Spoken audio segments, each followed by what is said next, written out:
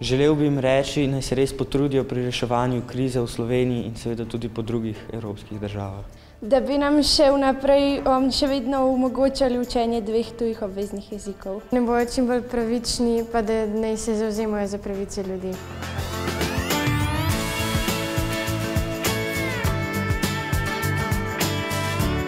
Jaz si želim Evropo, kjer bi bili vsi bolj enakopravni, pa da bi bilo manj predsodkov do drugačnih ljudi, pa da bi pač tudi vsak posameznik, da bi lahko si pokazal pač v čem je dober, pa da bi vsak lahko uresničil svoje sanje. Jaz si osebno želim, da bi bilo več takih priložnosti, da bi si lahko šel študirati oziroma učiti v druge države. Želim si več prakse kot teorije v šoli, ker se mi zdi, da bi bil pouk zanimivejši in bi več odnesli od njega.